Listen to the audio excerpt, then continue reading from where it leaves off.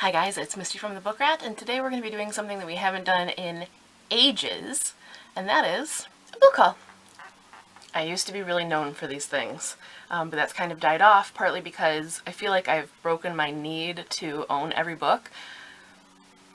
Where are they going to go? And I haven't really been accepting ARCs, and though they do still get sent to me, it's not at the frequency that it was before, because I used to have book hauls like weekly to show you what all had showed up in my mailbox. I'm also reading a lot more digitally and on audiobooks now, but fact of the matter is I definitely could have been doing book hauls more frequently than I did, which was not at all over the last year and a half or so. There were a lot of books that did get added to my shelves or did show up in 2020 that I never talked about, that I just kept meaning to and kept putting off. So if you guys would like to see, not all of them, because at this point I don't even know anymore. Some of them have been put away, some of them may have been donated, but if you'd like to see kind of the haul highlights of things that have been added to my shelves that I maybe never got a chance to talk about, let me know and we'll record that. But today, this haul was kicked off by a little project that I'm doing. I've kind of mentioned it in passing here and there, but I basically am trying to read things that people have recommended to me and just shake up, you know, the types of things that I'm reading. And I wasn't sure if I was going to do it or when I was going to do it, and then during April for 30-day book binge, I just kind of ran with it and am fully in it now, so there will be a reading vlog coming on about that down the line. Not for a little while yet, because I want to get really into it, but I figured, since I'm letting strangers pick my books, I should also maybe read the two books that my family members have been wanting to get me to read for years that I've been putting off. So my sister recommended, from the time she was like 13, that I read the book Unwind by Neal Shusterman. I have it. I have the whole series. I bought it for her, and she... it's like the only books that she's ever enjoyed and ever recommended to me, and I've just never read them, which is such a dick move. So I'm gonna finally read that. And then my mom had been trying to get me to read something by Kathleen Woodiwiss because she likes her and my grandma liked her, and though I had tried one time to read something that my grandma was reading that was by Kathleen Woodiwiss, and I don't recall what book it was, I hated it. So I didn't get very far, and I basically just have been denying my mom this book, just wouldn't do it.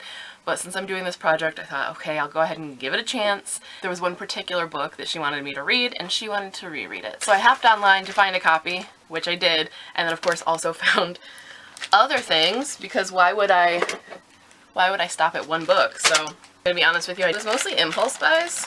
I mean, I had things in my wish list, but I ignored that and just picked up other things that I thought sounded good.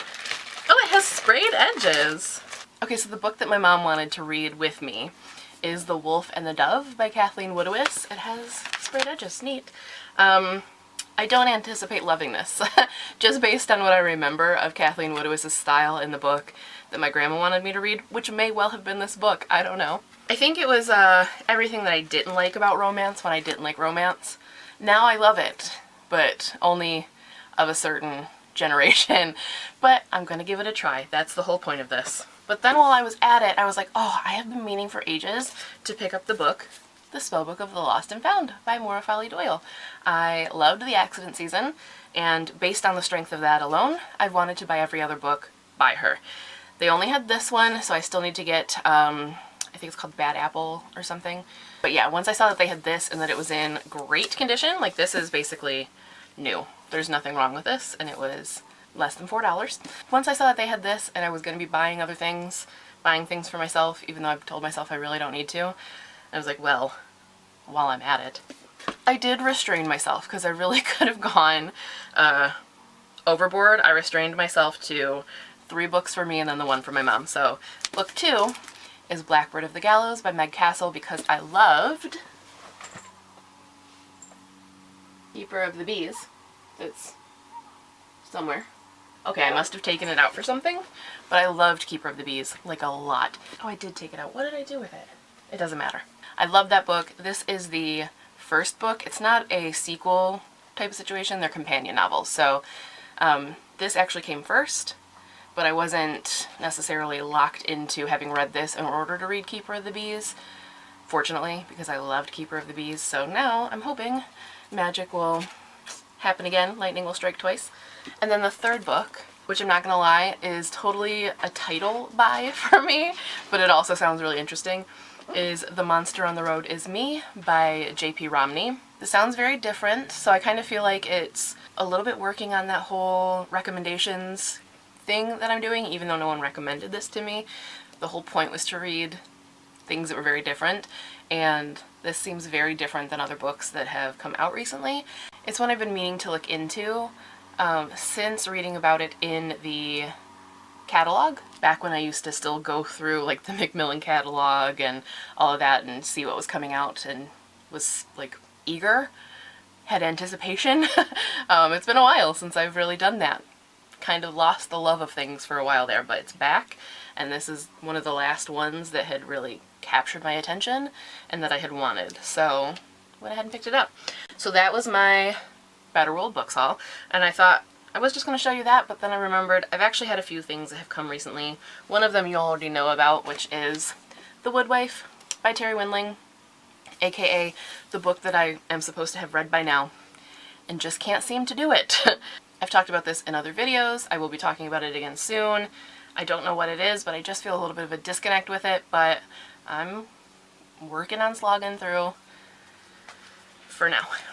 Another book that came recently is Rosie Loves Jack by Mel Darbin, and this I think might be out. Yeah, this came out in March from Peachtree. It's been sitting next to my desk in a pile of things for many months now. So I am not entirely sure what it's about. I think it's about a girl with Down syndrome. Am I right about that? Yeah, it's about a girl who has Down syndrome and is in love, and if you don't know this, love and romances is something that a lot of people with disabilities have to kind of fight to protect because they get a lot of judgment, especially those with Down syndrome. So it's about that. It's about kind of dealing with the social mores surrounding it, and yeah, inclusive romance, out now from Peachtree. And then the final book I wanted to show in this haul, there are definitely more in various piles around my household, but I don't remember specifically what they are, and they've kind of become part of the landscape at this point. I'm so used to they've been sitting there for so long. But of recent memory, and one that I'm so excited about that I wanted to make sure I showed you, is A Most Clever Girl, How Jane Austen Discovered Her Voice, a Jane Austen picture book by Jasmine A. Sterling and Vesper Stamper. This one is also out. This came out March 16th and looks so lovely. So very lovely. And obviously I'm always excited for all things Jane Austen, but especially picture books. Now that I have an excuse, I've always loved them. Oh, I love them. But now that I have young nieces and nephews, I have an excuse to actually like have them. So I'm always excited when picture books show up or when people like email me about them. I just, makes my heart happy. If you guys didn't know, I originally had gone to school to be an elementary school teacher. So this is just like happy place. But that's it. That is all of the books that have shown up in my mail recently that I've now got to try to find a home for.